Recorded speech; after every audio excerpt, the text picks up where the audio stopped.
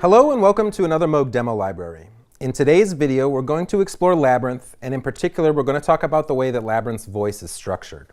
The approach with Labyrinth was to offer something entirely unique and take a lot of different elements from different types of synthesis and provide you with a new way of approaching sound design.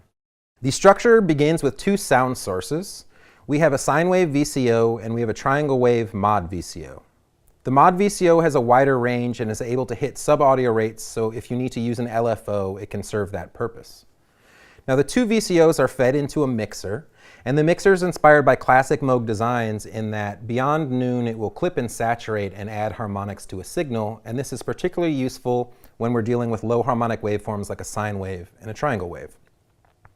Additionally, in the mixer, we have a ring mod level that is a ring mod output of both oscillators.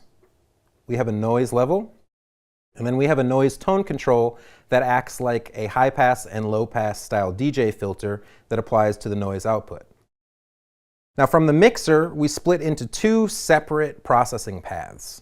We have a voltage controlled wave folder that's an expanded version of Mavis's wave folder with the bias control and voltage control over the folding. And then we have a 12 dB state variable filter that smoothly morphs between a low pass and a band pass response, so it gives us something a little bit different from the classic MOOG ladder filter. Then we have a blend control, and what this does is it actually blends between the wave folder output and the VCF output. Now both the wave folder and the VCF have their own VCA, so what the blend is doing is blending between those two VCA outputs. Now if we look between the two processing elements, we have an order switch, and what this allows us to do is play with the routing of this processing.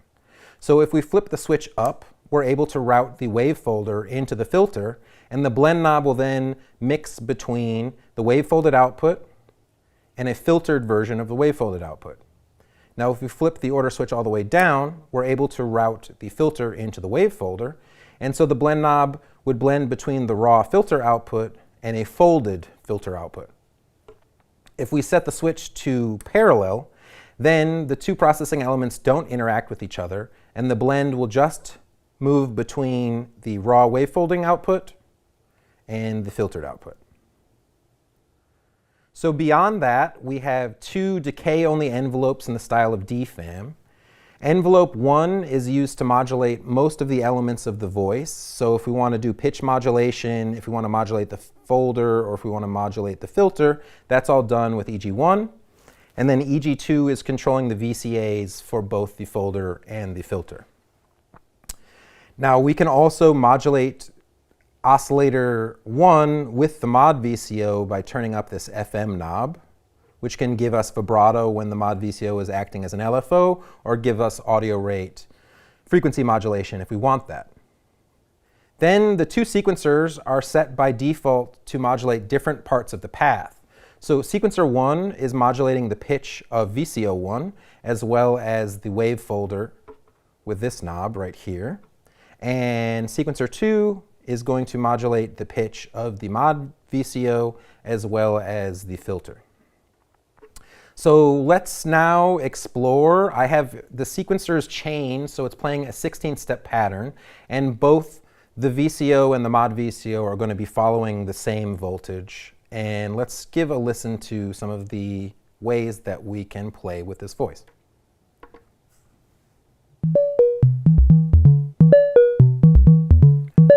So we can start by just focusing on the wave folder. You can hear I just have a nice sine wave melody playing. And let's listen to how the folder sounds.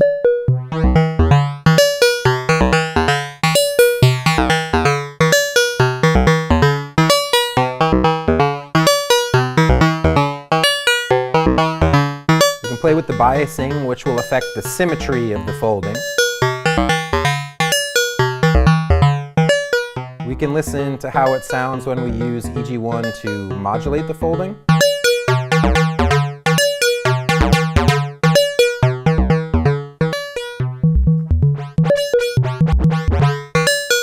This is an attenuverter, so we can apply negative or positive modulation.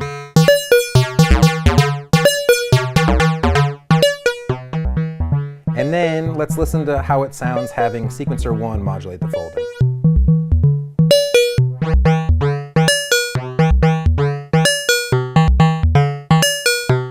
you can hear with the sequencer modulation, we end up getting steps that are more folded or less folded, and it's a very stepped modulation. We can also hear how it sounds when we drive VCO1 a little bit harder into the wavefolder.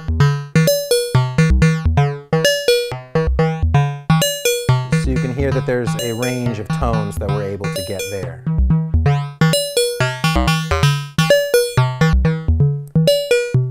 Now let's listen to the filter. Right now I have it set up as a low pass. And because I'm feeding a sine wave into it, there's not really much for the filter to bite into. But let's actually listen to how it sounds if I FM the VCO with the mod VCO, and I'm able to add a little bit more harmonic content for the filter to use.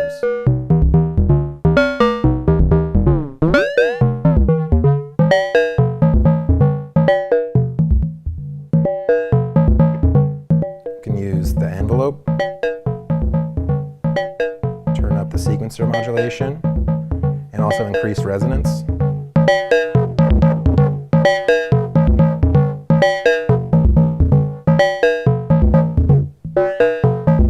And let's hear how it sounds if I morph into a bandpass filter.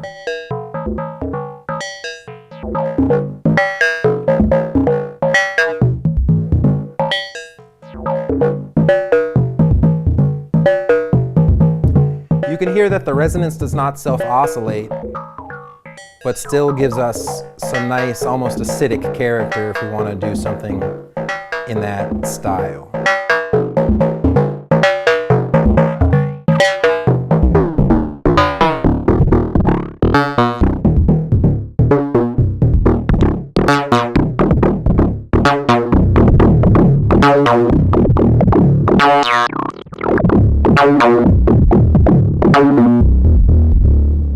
So now what I'm going to do is I'm going to set the order switch so that the folder is running into the filter, and let's listen to some of the things that we can do there. For now I'm going to set the blend control to just focus on the wave folder. And turn the FM down again. And now since I'm using the wave folder to add harmonics to my sine wave, when I then blend back over to my filter, and I'll set that back to a low pass, we can hear that the filter has a little bit more to bite into because of the added harmonics from the wave folder. I'm going to go ahead and I'm going to pull my oscillator down in pitch a little bit.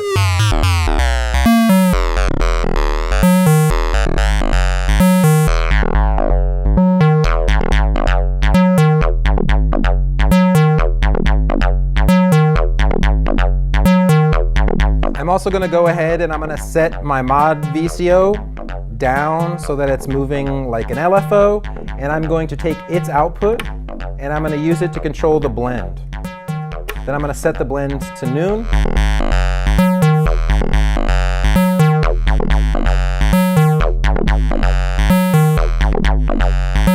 And you can hear that we can smoothly morph between the filter and the folder.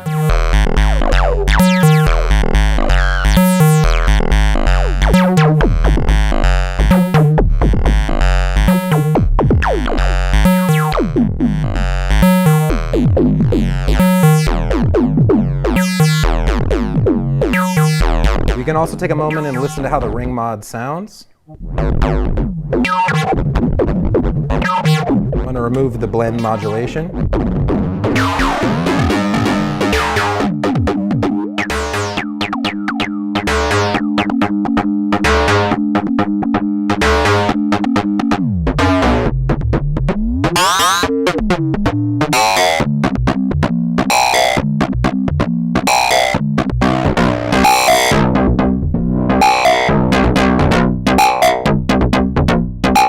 So you can hear we can start getting a lot of nice aggressive sounds with the ring mod and the FM options.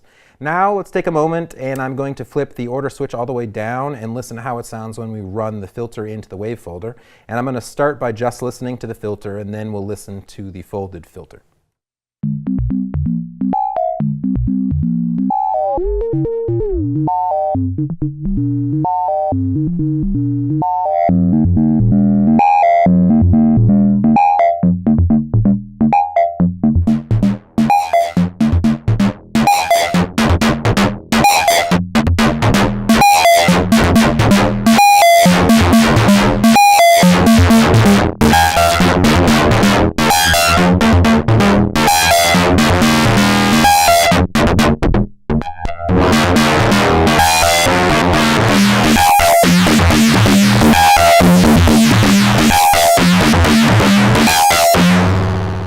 can hear that if we run the wave folder after the filter, we start getting into a lot of interesting, very distorted tones.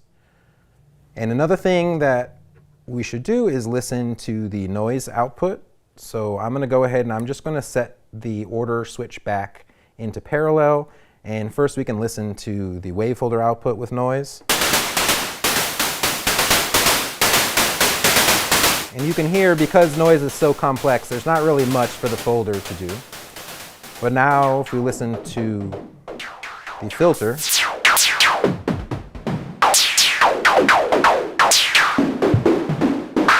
and even increase the resonance all the way, we can start getting some interesting pitched noise from the filter.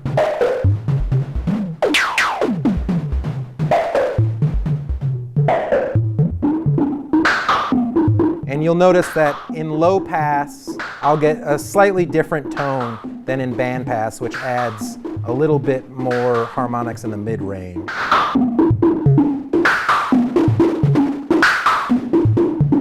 And another thing that we can do here is control the tone of the noise.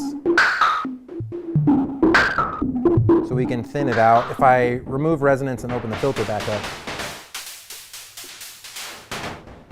you can hear, just gives us a range of noise tones.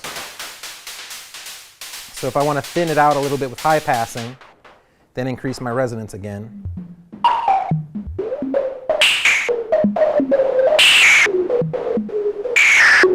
I can play with the tone of that pitch noise. So as you can hear and see, Labyrinth offers a multitude of possibilities for how you approach sound design and really gives you a lot of different points of flexibility, and that's not even focusing on the patch bay at all. So without doing any patching, there's all sorts of places to explore, and then once you're ready to integrate patching, those paths open up exponentially.